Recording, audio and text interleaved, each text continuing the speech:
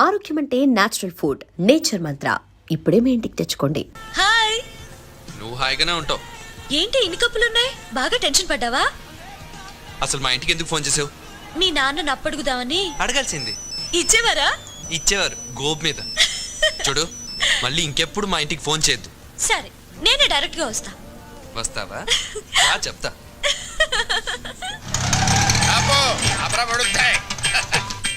ఎంతైందో? Metre మీద ఏదైనా వేసాం సార్. మీటర్ మీద ఏమైనా వేసి ఇవ్వాలా? ఇదిగో తీసుకో. ఇదేంటి సార్? లేకపోతే ఏమిట్రా వేషాలు ఇస్తున్నావా? ఎంతైందో చెప్పు, అంతే ఇస్తాను. 10 రూపాయలు సార్. మరి ఆ 7 పేడవచ్చు కదా. నువ్వు అల్లా వస్తే నేను ఎలా వస్తాను రా? తెలివి తక్కువ వేసుకుని అనుకున్నావేమో. 500 చిల్లర ఉందా? లేదు సార్. చిల్లర లేదా? లేదు సార్. ఆనంద్ బాబు, సీతు త్వరగా. అమ్మా, మీ నాన్న నిన్ను శ్రీరామచంద్రుడు అనుకుంటుంటే నువ్వు ఇక్కడ శ్రీకృష్ణ నీళ్ళ ప్రదర్శిస్తున్నావా? వస్తున్నాను. నువ్వు ఇక్కడే ఉండు. అలాగే. ఆనంద్ బాబు, ఆనంద్ బాబు.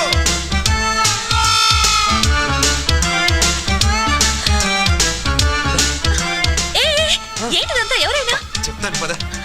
ఆయన శాస్త్రి గారని మా నాన్నకి బాగా పరిచయం. మరి ఇద్దరిని ఇలా చూసారంటే కలిసి తిరుగుతున్నాం అనుకుంటాడు. తిరుగుతున్నా అంటావేంటి? లవ్ చేసుకుంటున్నాం కదా. ఏదో ఒకట్లే నువ్వురా. అబ్బా, ఆనంద్ బాబు మెట్లెక్కలేక వస్తున్నాను ఆయన. ఆగబోయా బాబు. ఆనంద్ బాబు, అయ్యో ఆనంద్ బాబు.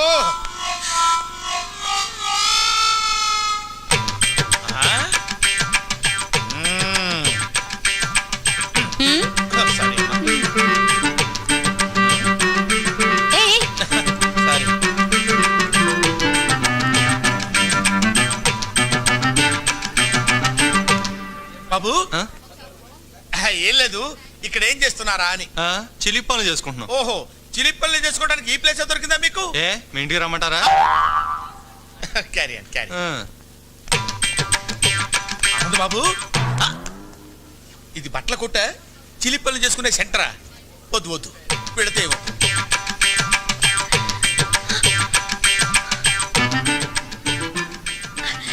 మళ్ళీ హక్ చేసుకోవా ప్లీజ్? అచ్చిపా. శాస్త్రి గారు. అయ్యో అమ్మా, అక్కడ దూరారా? వస్తున్నా.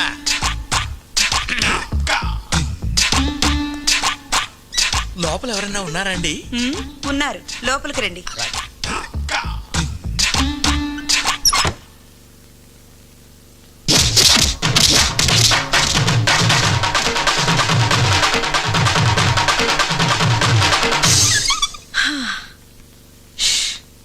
అబ్బా,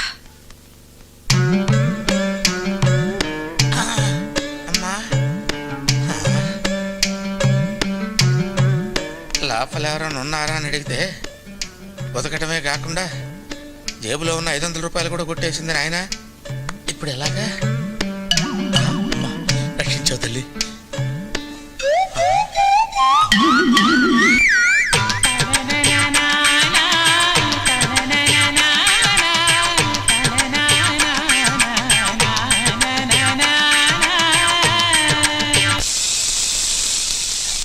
హలో అమ్మా.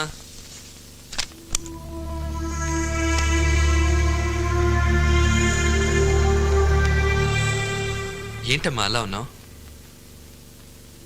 ఎప్పుడు ఏ విషయం నా దగ్గర దాయని నువ్వు ఇప్పుడు దాయాల్సిన అవసరం ఎందుకు వచ్చిందా అని.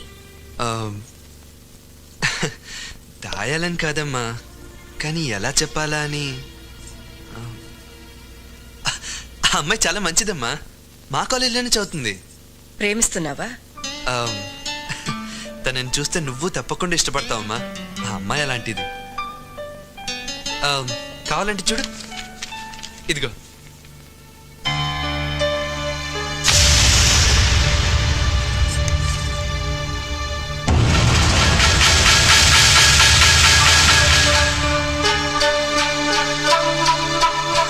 ఇది వాళ్ళ అమ్మ బొమ్మ.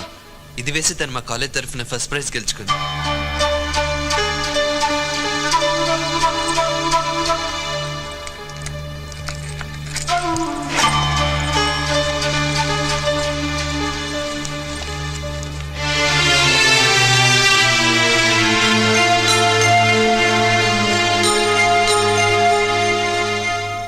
సీత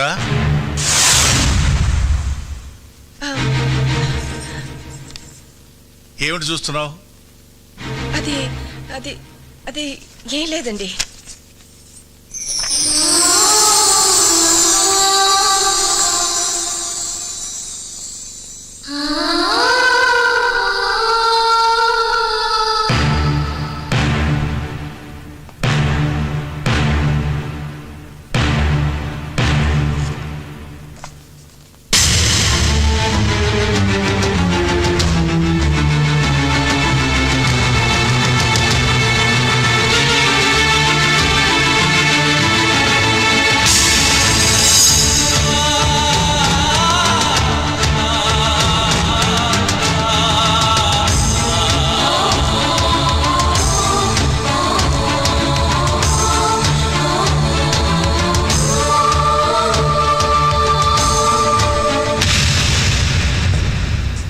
నా జీవితంలో నేను ఒకే ఒకసారి తల వంచాను, అది నీ మెళ్ళలో తాళి కట్టడానికి. కానీ నీ కూతురు నన్ను జీవితాంతం తలెత్తుకునేవ్వకుండా చేసింది. దాని జ్ఞాపకాలు నన్ను వెంటాడకూడదని, అది చేసిన అవమానాన్ని శివుడు విషాన్ని కంటలో దాచుకున్నట్టు నేను దాచుకోలేనని నీకెన్నోసార్లు చెప్పాను. నా మాటకు ఎంత గౌరవం ఇచ్చావో ఇప్పుడు తెలిసింది. ఈ దేశంలో పుట్టిన ఆడది భగవంతుడి కంటే భర్తకి ఎక్కువ గౌరవం ఇస్తుందంటారు.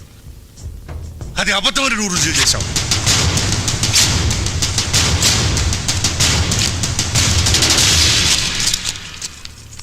ఎందుకండి చనిపోయిన దాని మీద అంత కోపం?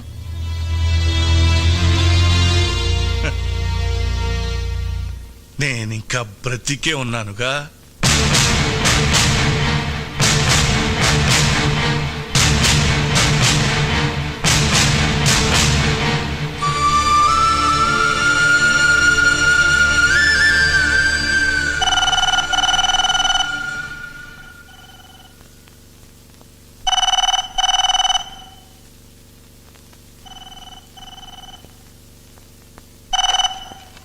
హలో ఆనంద్,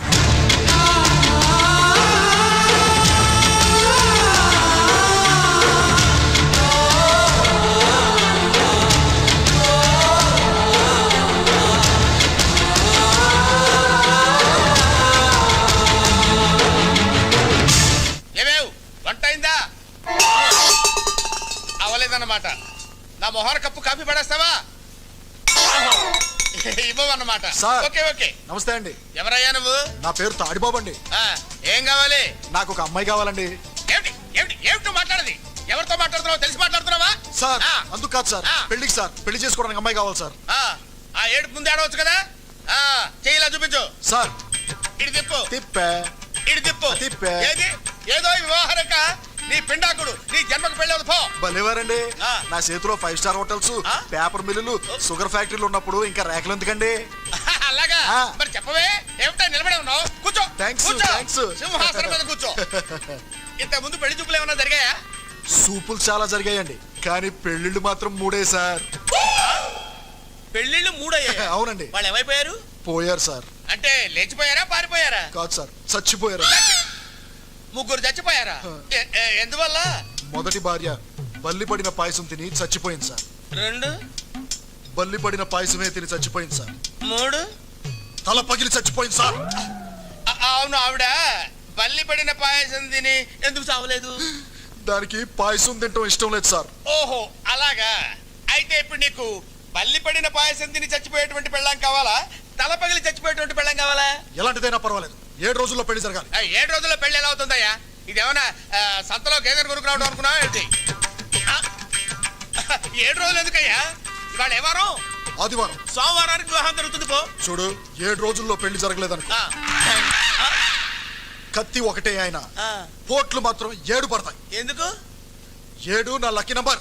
అబ్బా ఎందుకంటే అంత దూరం ఆలోచిస్తారు అనవసరంగాను? ఆవేశపడిపోతున్నారు. అమ్మాయి సంగతి నేను చూసుకుంటాను, మీరు వెళ్ళిపోండి. అమ్మాయి సంగతి అంటే వివాహ సంగతి నేను చూసుకుంటాను, తమరు దయచేయండి. 7 పోట్లు అంతే, గుర్తుంచుకో.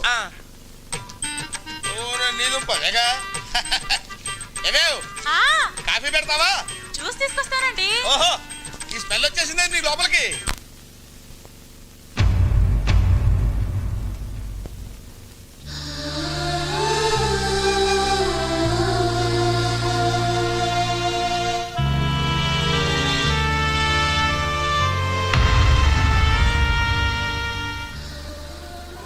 సీతు వాళ్ళ అమ్మ ఫోటో చూడగానే నాన్నగారికి అంత కోపం ఎందుకు వచ్చిందమ్మా?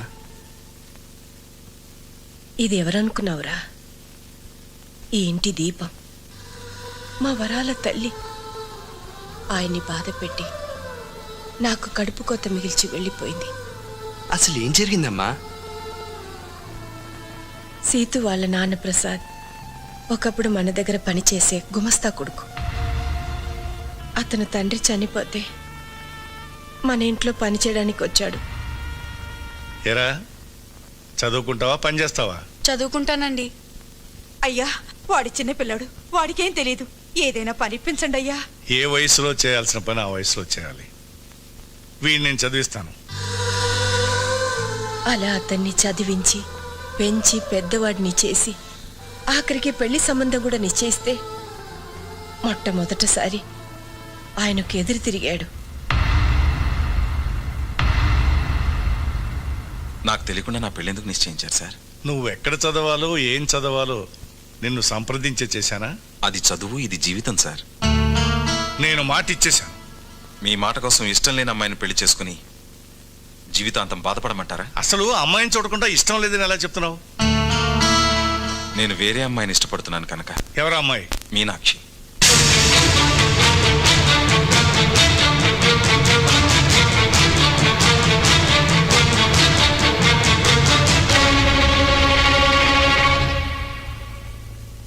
ఆ మాటలకు మీ నాన్నగారికి కోపం వచ్చింది. నమ్మక ద్రోహాన్ని క్షమించలేనని మీనాక్షిని ఒప్పించి వేరే పెళ్లి నిశ్చయించారు. కానీ పెళ్లి పందిట్లో నుంచి అది మమ్మల్ని మోసం చేసి వెళ్ళిపోయింది. ఏది పీడకలిని మేం మర్చిపోయామో దాన్ని మళ్ళీ నువ్వు గుర్తు చేస్తావు అనుకోలేదు. ఆ ప్రసాద్ నీడ కూడా ఈ ఇంటి మీద పడడం మీ నాన్నగారు భరించలేరు.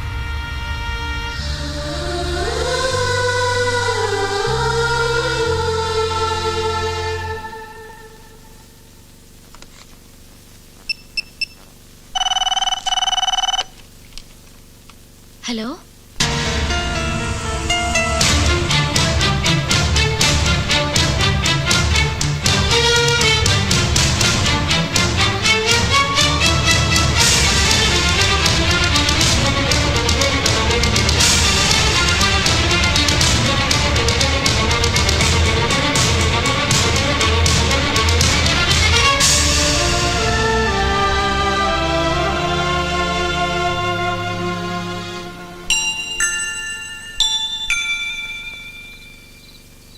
అమ్మమ్మ తాతయ్య ఉన్నారని నాకెందుకు చెప్పలేదు డాడీ?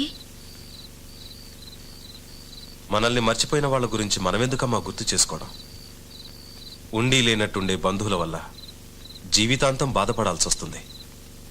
ఆ బాధని మీ అమ్మ నేను అనుభవించాం. అది నీకు రాకూడదనే చెప్పలేదు.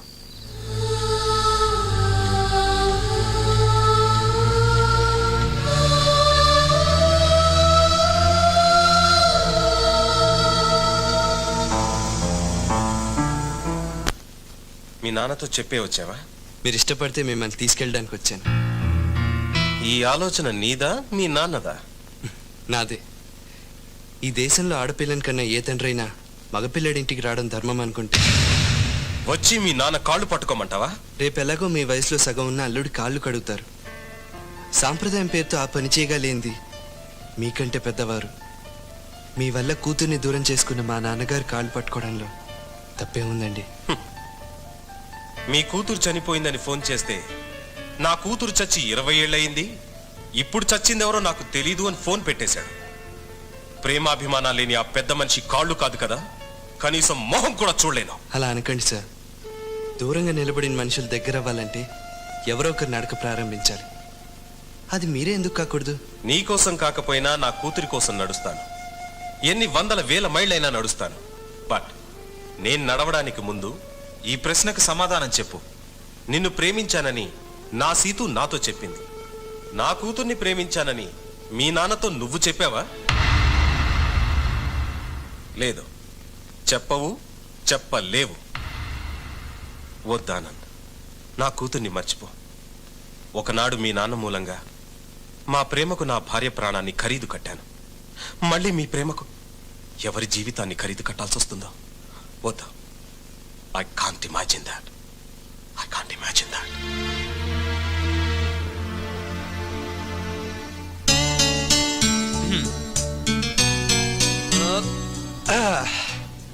So 50% happy. మీ నాన్న డౌట్ అల్లా మా నాన్న ఒప్పుకోడానే కదా, అక్కడి నుంచే ట్రై చేద్దాం. ఎలా? ఈ డికాక్షన్ మా నాన్న, ఈ పాలు మీ నాన్న. ఇలాగే తాగితే చేదుగా ఉంటుంది. ఈ చక్కెర మన ప్రేమ. ఇప్పుడు తాగితే స్వీట్గా ఉంటుంది. వినడానికి చాలా స్వీట్ గానే ఉంది. రిజల్ట్ కూడా అలాగే ఉంటుంది. రేపు నువ్వు మా అమ్మని నాన్నని అంటే మీ అమ్మమ్మని తాతయ్యని ఓ రిసెప్షన్లో కలుస్తున్నావు.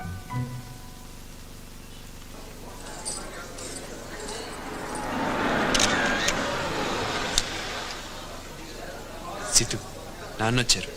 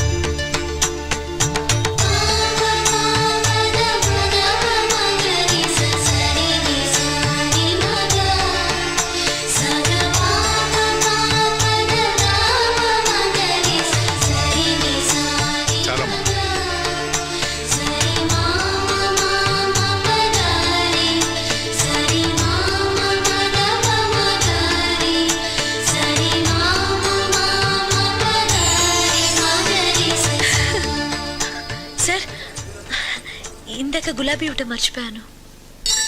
అయ్యో,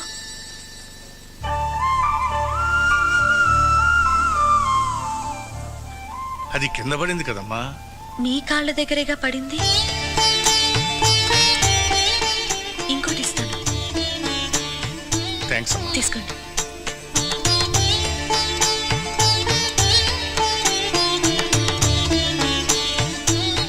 కొంచెం ఎక్కువైనట్టుందే. ఆయన ఆవులిస్తే పేగులు ఎక్కటమే కాదు, కిడ్నీ లివర్ సైజులు కూడా కనిపెట్టగలరు. జాగ్రత్త. నేను ఇక్కడికి వచ్చింది తాతయ్య మనసులోకి వెళ్ళటానికి. ఆయన మనసును గెలుచుకుంటాను చూడు. Good good, carry on.